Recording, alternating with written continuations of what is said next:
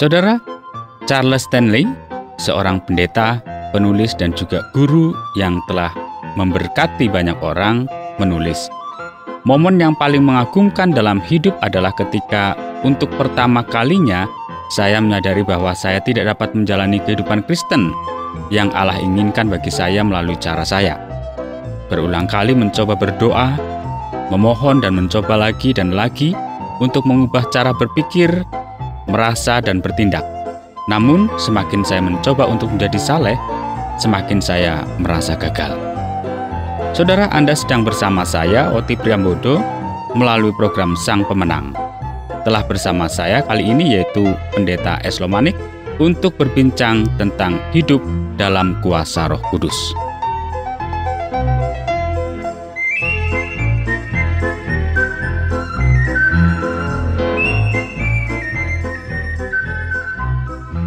Pak Pendeta Manik. Ya, Pak. Semakin kita mencoba untuk menjadi saleh, semakin kita merasa berada dalam sebuah kegagalan. Nah, bagaimana ini? Pernyataan seperti ini menurut Bapak Manik. Ya, memang banyak orang berusaha untuk saleh, Pak ya. Ya. Iya, ketika Yesus mengajarkan kepada kita tentang bagaimana menjalani kehidupan Kristen, cara yang dilakukan adalah dengan melalui yaitu perumpamaan. Yesus berkata begini, "Akulah pokok anggur dan kamu adalah ranting-rantingnya. Barang siapa tinggal di dalam aku dan aku di dalam dia, ia berbuah banyak. Sebab di luar aku kamu tidak dapat berbuat apa-apa." Itu tertulis dalam Yohanes 15 ayat 5. Berkaitan dengan perumpamaan pokok anggur ya. Iya. Jadi itu sebuah ucapan yang mengandung kuasa bagi semua murid Yesus yang sejati. Nah, dengan menyadari kebenaran kata-kata Yesus ini, kehidupan seseorang telah berubah, Pak. Ya. Apa sih sebenarnya maksud dari apa yang disampaikan Yesus berkaitan dengan ilustrasinya tentang pokok anggur dan ranting-rantingnya ini? Apakah ada maksud khusus begitu? Ya, begini, dalam buku Living in the Power of Holy Spirit, yaitu hidup di dalam kuasa Roh Kudus, tulisan dari Charles Stanley dikatakan, tidak ada ranting apapun pada pokok anggur yang dapat berbuah jika terpisah dari pokok anggur tersebut. Gitu, Pak. Iya. Jadi ranting-ranting hidup dari pokok anggur. Getah itu mengalir dari pokok anggur ke ranting-ranting yang kemudian menghasilkan buah. Ya. Jadi getah tidak mengalir karena adanya permintaan dari ranting. Kan gitu, Pak ya? Ya. Nah, getah tersebut bukannya dipompa ke dalam ranting pokok anggur. Ya. Jadi perumpamaan pokok anggur Yohanes 15 ayat 5-8. Jadi semua kehidupan dan semua kebaikan itu berasal dari Tuhan. Dia adalah pokok anggur yang benar. Dari sumbernya begitu ya? Iya, betul. Apakah itu artinya bahwa kita berbuah pada saat kita membiarkan Tuhan untuk bekerja melalui kita? Karena dikatakan bahwa dia adalah pokok anggur seperti itu. Nah, karena kehidupan Kristen pada dasarnya adalah kehidupan yang memang berfokuskan kepada Kristus pokok anggur itu atau kepada Kristus ya. Iya. Tuhan Yesus mengatakan bahwa dia adalah pokok anggur dan kita adalah ranting-rantingnya, itu jelas ya. Betul. Dan bahwa jika kita tetap di dalam dia, kita akan berbuah. Itu jadi, maksudnya. Mungkin arti dari semuanya ini akan menjadi jelas ketika kita memahami apa yang sebenarnya menjadi identitas kita yang baru sebagai orang percaya. Orang percaya, betul, betul. Kalau kita melihat bahwa ketika orang percaya, dia mengalami sebuah kelahiran baru. Ya, amin. Dan Allah telah memberikan kepadanya Roh Kudus. Amin. Ya. Yang melaluinya ada semacam kuasa yang mengalir dalam segala kehidupan orang yang percaya, termasuk kita, seperti itu ya. Ya, itu yang buat kita merubah ya. Jadi benar sekali Pak Oti ya. Tuhan menyebut dirinya sebagai pokok anggur karena pokok anggur adalah yang memberi hidup, ya kan? Ini penting ya. Memberi hidup kepada ranting-ranting. Pokok anggur berarti yang memberi hidup kepada ranting-ranting. Ya. Jadi ini sebuah gambaran itu ya. Jadi pokok anggur memberikan makanan untuk ranting-ranting ya, agar tetap hidup dan sehat. Nah, kemudian tanpa getah dari pokok anggur, ya ranting-ranting tidak bisa hidup. Atau sumber makanan itu getah kalau kita dalam tumbuhan kan pasti getahnya. Kalau manusia kan darah gitu ya. Nah, ranting-ranting itu akan layu dan mati kalau tanpa getah.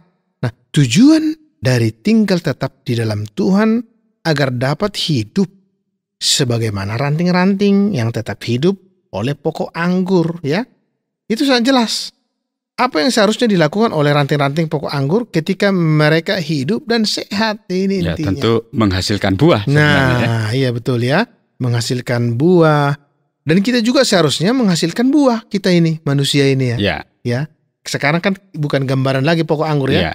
Tapi kita harus menghasilkan hidup kita buah. Juga seharusnya menghasilkan buah. Amin ya. Apalagi kalau kita mengalami perubahan oleh karena Kristus yang hidup dalam diri kita. Dalam diri kita, betul ya. Itu seperti perbuatan-perbuatan baik. Tentunya bukan buah seperti buah tanam-tanaman ya. Perbuatan baik yang membawa kemuliaan Tuhan.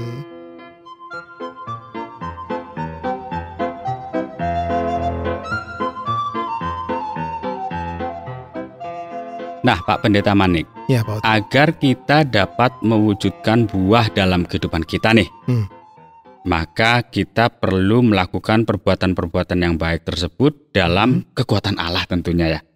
Karena pada dasarnya bahwa Dia itu adalah sumber kebaikan, Dia adalah sumber daripada segala sesuatu sehingga kita bisa melakukan sesuatu yang baik. Yang baik gitu ya. Iya Pak Oti. Jika kita mengambil pujian untuk hal-hal baik yang kita lakukan dan bukannya memberikan pujian kepada Tuhan. Perbuatan baik kita sebenarnya bukanlah perbuatan baik sama sekali. Berarti kalau gitu sebenarnya bukan didasarkan kepada yang sebenarnya menjadi prioritas ya, yaitu Tuhan. Jadi prioritasnya dirinya sendiri ya, bukan perbuatan baik. Perbuatan-perbuatan itu adalah seperti buah-buatan ya, palsu kalau seperti itu ya, yang terlihat baik di luar. Tetapi kita tidak bisa memakannya karena tidak ada yang baik di dalam buah itu. Berarti bukan yang sebenarnya perbuatan baik yang dilakukan oleh dia ya. Ya, itu hanya kamuflase ya. Nah, ketika kita berpikir bahwa kebaikan kita adalah dari diri kita sendiri, sekali lagi diri kita sendiri ya. Kita memelihara sikap independen dalam pembenaran diri dan menutup diri dari Tuhan, dari pokok anggur kita. Nah, pikirkan tentang pokok anggur itu. Nah, jadi jika kita memotong ranting dari pohon anggur, apa yang terjadi pada ranting itu? Apakah ranting itu tetap hidup dan sehat?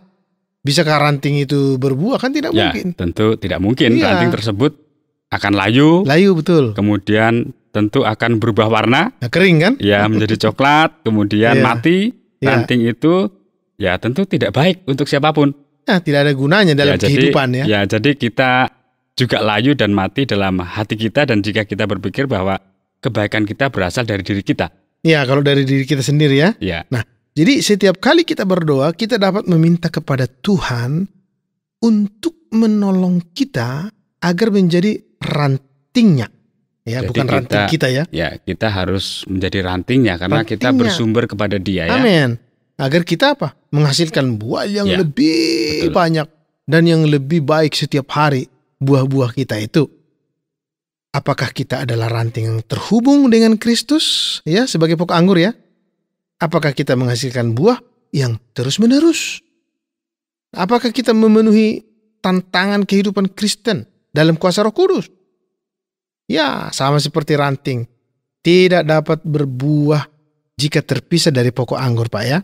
Demikian juga tentunya kita ya. Kita manusia ini ya. Tanpa Kristus kita tidak akan bisa berbuah. Nah, ketika Allah menuangkan kehidupannya ke dalam diri kita, ke dalam diri Pak Oti ya, ke saya, maka itulah yang akan memungkinkan kita untuk menjalani kehidupan Kristen dan menghasilkan apa yang kita sebut itu buah-buah roh. Buah Roh Kudus seperti itu ya, buah roh ya. Ya, jenis buah yang kita bicarakan ya benar-benar menggambarkan apa artinya menjadi seorang pria yang berkarakter. Itu yang dimaksud buahnya Pak Oti. Nah, saya suka menyebut buah roh tersebut sebagai tanda-tanda juara untuk Allah. Kasih, nah ini buahnya ya. Kasih, sukacita. Jadi bukan buah apel Pak Oti. Jadi buah berkaitan dengan sifat-sifat ya sebenarnya. Karakter, karena kan nggak mungkin kan kita berbuah tomat. Seperti tomat. Tapi bagi kita sebagai kaum pria tentu harus berbuah karakter yang nampak. Dan karakter itu bukan karakter kita. Bukan, yang lahir daripada Kristus yang merupakan yang ada dalam diri kita itu. Jadi damai sejahtera, kesabaran, kebaikan, itu buah-buahnya. Kelemah lembutan, seperti itu Pak Oti. Penguasaan diri, ya benar. Itu. Nah, lantas bagaimana kita melakukannya? Bagaimana kita bisa secara konsisten untuk bertindak melakukan atau menghasilkan buah-buah ini? Itu ya. Gitu, kita tidak bisa melakukan itu.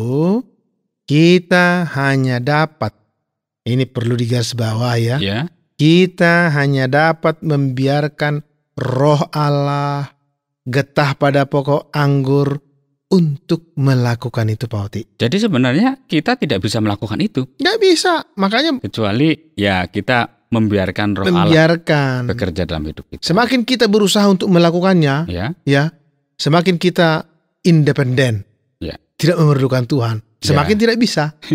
Begitu ya. Iya, jadi harus membiarkan Roh Allah dan getah pada pokok anggur itu. Jadi inilah hanya mungkin jika kita membiarkan Roh Kudus melakukan pekerjaannya di dalam kita. Jadi Pak Oti, semua adalah tentang melepaskan kontrol kita dan kembali membiarkan Allah melakukan pekerjaannya di dalam kita. Inilah rahasia untuk satu kehidupan Kristen yang berkemenangan. Ini sesuatu yang menarik nih Pak Pendeta Manik. Melepaskan kontrol kita dan membiarkan Allah melakukan pekerjaannya di dalam kita. Dalam kita, iya. Jadi membiarkan supaya Allah bekerja dalam kita. Allah yang bekerja. Bukan kita yang bekerja. Bukan kita yang lebih banyak bekerja. Begitu ya. Itu Pak Oti. Ya, saya teringat dengan bagian yang diungkapkan oleh Rasul Paulus ini Pak Pendeta Manik. Iya. Aku telah disalibkan, namun aku hidup, tetapi bukan lagi aku, melainkan Kristus yang hidup di dalam aku. Apakah demikian Pak Pendeta Manik? Ya, dalam Galatia itu Pak. Ke dalam Galatia ya. Galatia 2:20 kalau nggak salah Pak Oti ya. Ya. Jadi yang Paulus yang mengatakan itu ya. Jadi yang Paulus maksudkan itu Pak, bahwa tidak ada seorang pun yang dapat menjalani kehidupan Kristen kecuali jika Kristus sendiri yang melakukannya. Dan dia ingin hidup melalui kita ketika kita tinggal di dalam dia. Dan ketaatan kepadanya berarti bahwa jawaban untuk menjalani kehidupan Kristen ialah dengan beristirahat di dalam dia yang setia. Ya, berarti kita menempatkan diri dalam keadaan di mana bukan kita yang hidup, tetapi Kristus yang adalah pokok anggur yang hidup di dalam kita. Begitu ya Pak Pendeta Manik? Iya Pak Oti. Kalau boleh saya simpulkan ini dari pembicaraan tadi dengan Pak Pendeta Manik, berarti sebagaimana yang disampaikan dalam buku Charles Stanley bahwa hanya Roh Kudus yang menuntun kita ke jalan yang benar. Amin. Jadi hanya Roh Kudus yang menuntun kita ke jalan yang benar. Dan hanya Roh Kudus yang mengajarkan kita tentang bagaimana menerapkan firman Allah juga. Amin. Iya.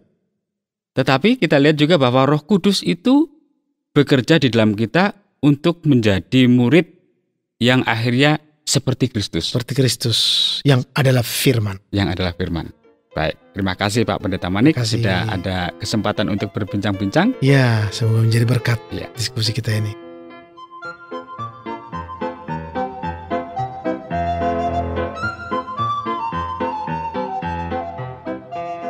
Saudara, tiba saatnya saya mohon pamit dari hadapan Anda.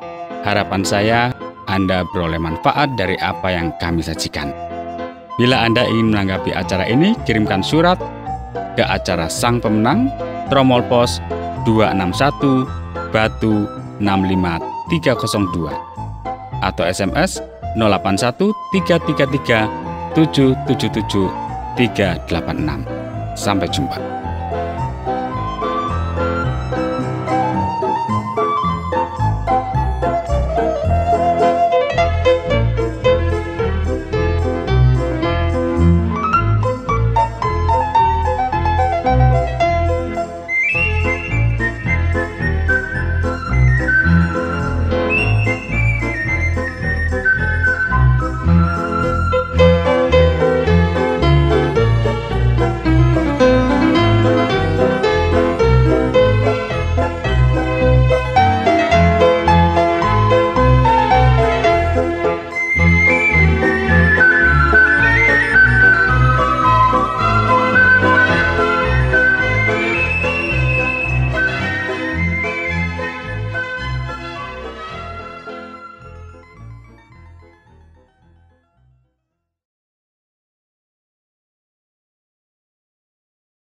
Terima kasih Anda sudah mengikuti program kami. Jika Anda diberkati, jangan lupa like, komen, dan share supaya Anda tidak ketinggalan setiap program terbaru kami. Jangan lupa juga untuk subscribe channelnya dan nyalakan loncengnya. Jika Anda ingin mendukung pelayanan kami, bisa melalui rekening kami berikut ini atau menghubungi kami di sini.